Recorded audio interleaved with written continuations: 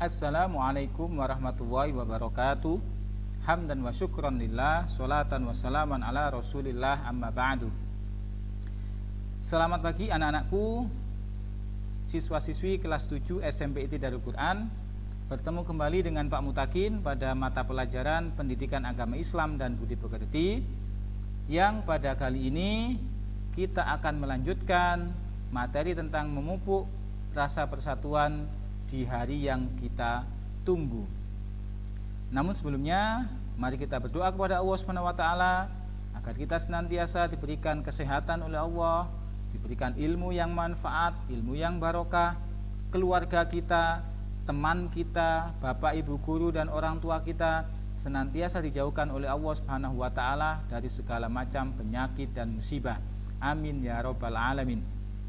Bismillahirrahmanirrahim. Raditu billahi rabba wa bil islami dina wa bi Muhammadin nabiyyan wa rasula. Rabbi zidni ilma warzuqni fahma waj'alni min ibadika sholihin. Amin ya rabbal alamin. Nah anak-anak, sebelum kita masuk pada materi, Pak Mutakin senantiasa selalu mengingatkan kepada kalian untuk selalu mematuhi protokol kesehatan dengan melaksanakan 5M, yakni memakai masker, kemudian mencuci tangan dengan sabun, yang ketiga menjaga jarak, yang keempat adalah menghindari kerumunan, dan yang kelima adalah mengurangi mobilitas. Jangan keluar rumah kalau tidak ada kepentingan yang sangat mendesak. Dalam rangka apa? Memutus mata rantai penyebaran COVID-19. Semoga kita diberikan kesehatan oleh Allah Subhanahu wa taala.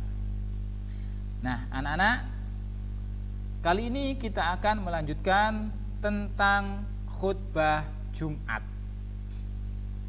Ya, khutbah Jumat merupakan nasihat dan tuntunan ibadah yang disampaikan oleh khotib kepada jamaah sholat Jumat. Jadi orang yang menyampaikan khutbah itu namanya khotib. Khutbah itu adalah sebuah nasihat atau tuntunan ibadah. Kemudian, apa sih rukun dan syarat khutbah Jumat ini? Rukun yang pertama yaitu mengucapkan puji-pujian kepada Allah Subhanahu wa taala.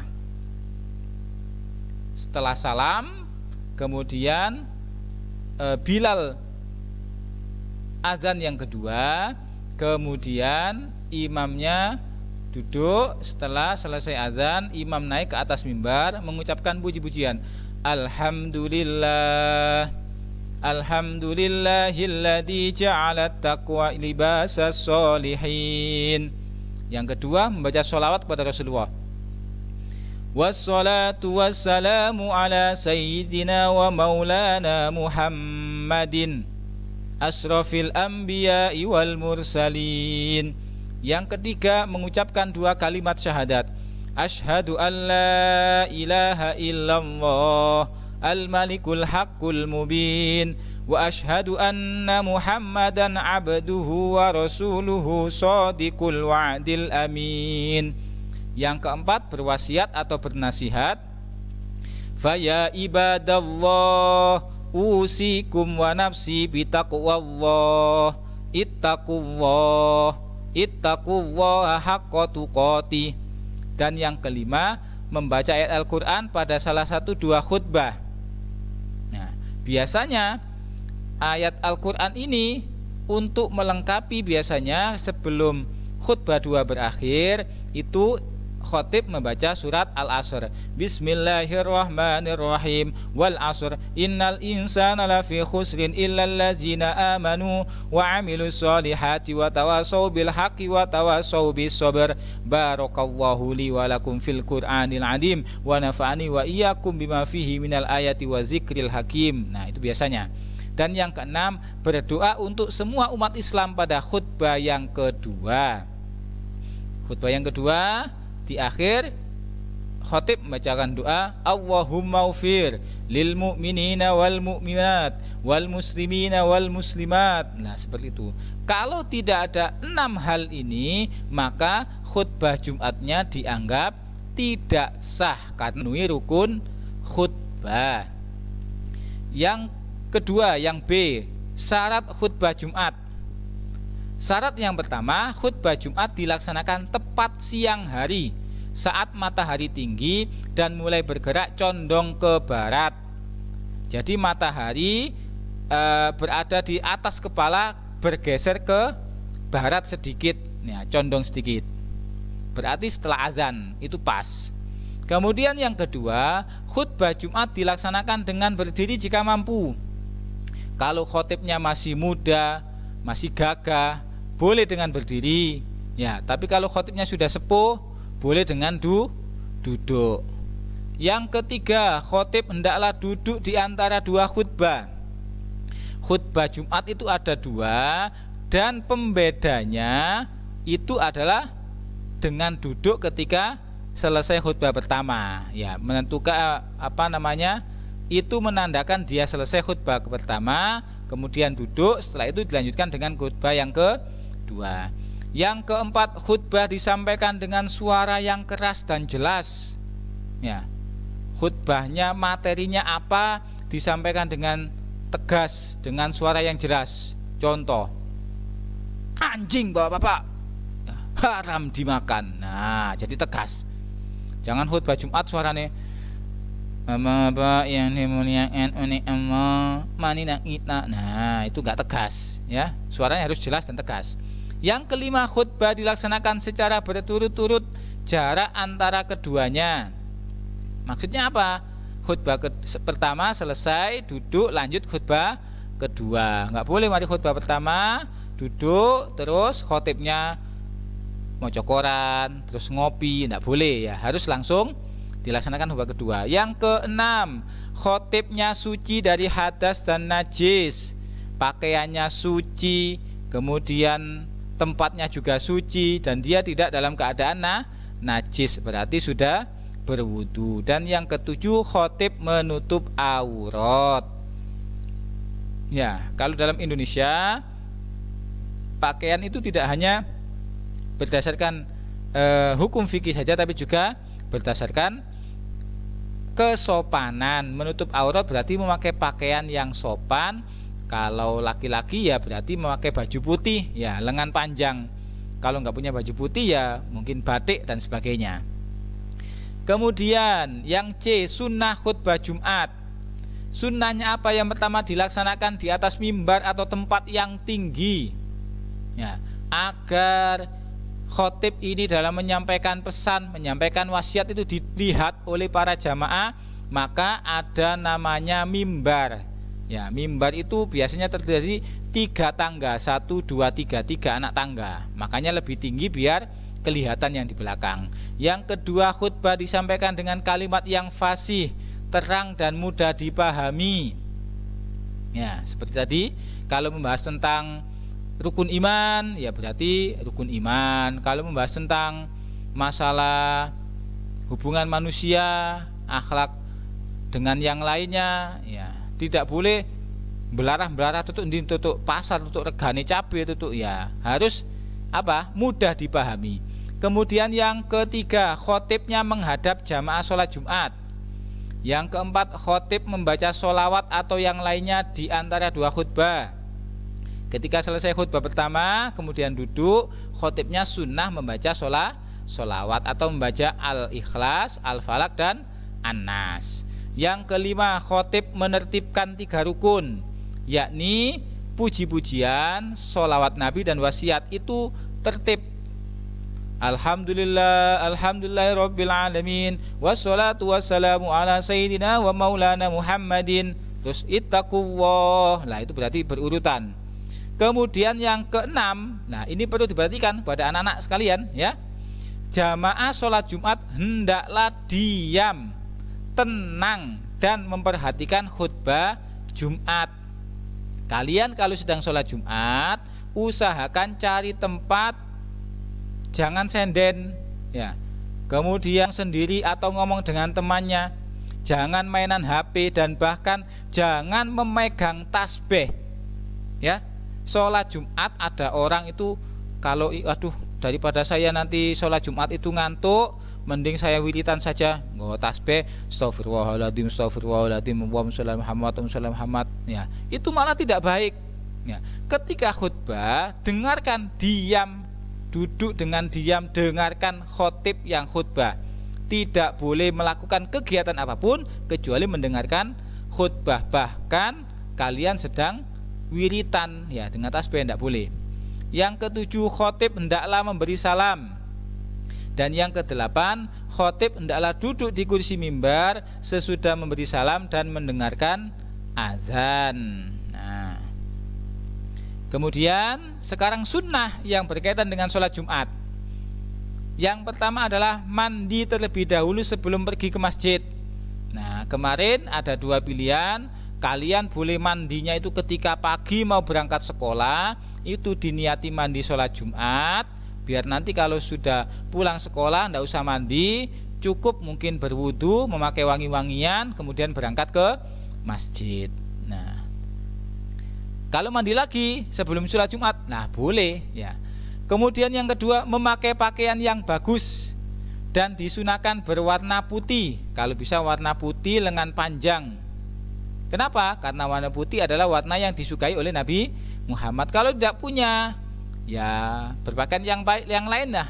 Warna hijau boleh. Yang penting jangan sampai memakai kaos yang bergambar. Ya, wis sarungan tok, ya wis gak sarungan, celonoan, kemudian gawe kaos bergambar, nggak kopiahan pisan, ya. Jangan sampai anak-anak SMP Darul Quran ketika sholat Jumat, ya, suasana pandemi, biasanya kan pakai seragam. Nah, malah saenake dhewe, Allah kalau guru-guru wae sholat pakai celana, pakai kaos, ya. Begitu sholat sing di belakang anak khusyuk, begitu melek Arema ono gambar singo edan mangap, ya, mengganggu kekhusyukan dan konsentrasi yang lain. Yang ketiga, memakai wangi-wangian, parfum dan sebagainya. Yang keempat, memotong kuku, menggunting kumis dan menyisir rambut. Yang kelima, menyegerakan pergi ke masjid untuk melaksanakan sholat Jumat, ya, langsung, kalau bisa jangan nunggu azan, terus jangan nunggu khotib, kemudian disampaikan kepada masnya, kepada kakaknya, kepada ayahnya, ya. Jangan sampai ke sholat Jumat ke masjid itu masih rokokan dulu, kemudian tunggu-tunggu njobo baru masuk, tidak boleh, ya, disampaikan. Yang keenam, melaksanakan sholat tahiyatul masjid. Ketika kalian sudah sampai di masjid, ketika imam sudah khotib sudah naik di atas mimbar, jangan duduk, usahakan sholat dulu 2 rakaat tahiyatul masjid baru duduk, walaupun datanya telat, ya.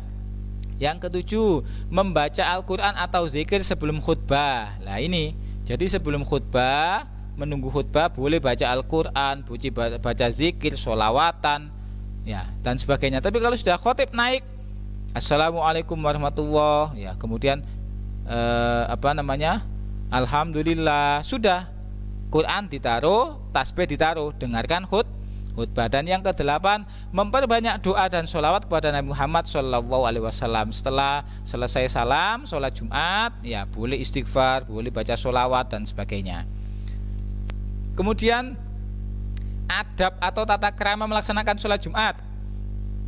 Yang pertama, meluruskan shaf atau barisan sholat. Jika shaf di depan masih kosong, segera diisi. Sebagai apa? Bentuk kesempurnaan sholat berjamaah adalah shafnya lurus dan rapat. Makanya biasanya imam itu sebelum sholat memberikan pesan, sawwu sufufakum fa inna tasfiyatas sufufi min tamamis sholat. Sempurnakan atau luruskan barisanmu biar sholatnya menjadi sempurna. Yang kedua, ketika khotib sedang khutbah tidak boleh bicara satu kata pun. Cis, ya, ada temannya rame, kalian mengingatkan, shh, tidak boleh, ya, biarkan saja, ya, yang penting kalian jangan ikutan, ya. Dalam sebuah hadis diriwayatkan Abu Hurairah, Rasulullah bersabda, Idza qulta li sahibika yaumal jum'ati ansit wal imamu yakhtubu faqad laghawut, yang artinya jika engkau berkata pada sahabatmu pada hari Jumat, menengok ojo rame. Nah, dan khotib sedang khutbah, maka engkau telah berkata sia-sia. Yakni apa? Sholat Jumatmu tidak mendapatkan pahala. Makanya ketika khotib sudah naik di atas mimbar khutbah, diam, didengarkan, ya, tidak boleh guyon. Dan yang terakhir, hikmah sholat Jumat atau manfaatnya. Yang pertama, memuliakan hari Jumat. Yang kedua, menguatkan tali silaturahmi. Kenapa? Karena kita bisa mengetahui kondisi jamaah yang lainnya. Misalnya ada jamaah yang biasanya datang, kok tidak datang, kemana ya? Nah, ternyata sakit, nanti pulangnya bisa kita jenguk. Kasihan ya, nanti setelah sholat Jumat kita ke sana. Dalam rangka apa? Dalam rangka amar ma'ruf nahi mungkar, ya, ini tolong menolong dalam hal kebaikan dan takwa. Yang ketiga, berkumpulnya umat Islam dalam masjid merupakan salah satu cara untuk mencari berkah Allah Subhanahu wa taala. Menandakan umat Islam kumpul, menjadikan dia rukun. Nah, maka berkah Allah akan turun. Yang keempat, dengan sering berjamaah di masjid bisa menambah semangat bekerja kita, karena terbiasa melihat orang-orang yang semangat beribadah. Jadi menjadi motivasi kita untuk bersemangat bekerja, belajar, bersekolah dan sebagainya. Yang kelima, melipat gandakan pahala kebaikan. Pahalanya akan dilipat gandakan oleh Allah. Kok bisa? Ya, tidak hanya kita pahala sholat Jumat saja, mungkin dengan pahala kita bersilaturahim pada temannya, setelah sholat Jumat salam-salaman, kemudian tanya kabar, ya seperti itu. Dan yang keenam, membiasakan diri untuk disiplin terhadap waktu. Jadi sholat Jumat itu melatih kita untuk melaksanakan disiplin. Dan yang terakhir adalah halangan sholat Jumat. Siapa sih yang tidak boleh, atau siapa sih yang boleh tidak melaksanakan sholat Jumat? Yang pertama adalah orang yang sakit, yaitu sakitnya yang diperbolehkan tidak melaksanakan sholat Jumat, tetapi harus melaksanakan sholat duhur. Ya, saya tidak sholat Jumat karena saya sakit. Apa? Udunen gak sholat Jumat. Ya, boleh nggak sholat Jumat karena udunen? Boleh, ya, kalau udune 15, tadi udun 15 ngelumpuk ana bokonge terus gak esok lungguh engko nek wedi lah, itu boleh, ya, guyon. Yang kedua, hujan lebat atau angin kencang dan bencana alam yang menyulitkan untuk melaksanakan sholat Jumat, ya, karena suasananya hujan deras, apalagi sekarang musim angin, musim hujan, kalian harus berhati-hati, ya. Dan juga bencana alam, kondisinya sedang banjir, longsor, tidak mungkin kan? Ya, sholat duhur di rumah. Yang ketiga, musafir atau seseorang yang sedang dalam perjalanan jauh, boleh tidak sholat Jumat. Nah, tetapi sekarang itu karena untuk transportasi juga mudah, masjid di mana-mana, ya mending sholat Jumat, ya. Kenapa? Ya tadi, mencari pahalanya yang berlipat ganda. Kemudian yang keempat, perjalanan menuju tempat sholat Jumat itu tidak aman. Ya, mau sholat Jumat kok harus melewati hutan, ya, banyak binatang buas, ya, mungkin kalian berada di daerah mana, ya, tapi kalau kita di Indonesia, tepatnya di Malang ini, insya Allah aman, tidak ada halangan. Jadi harus menunaikan sholat Jumat.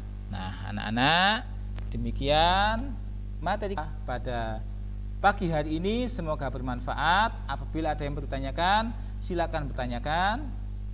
Mari kita tutup dengan doa, semoga menjadi ilmu yang bermanfaat.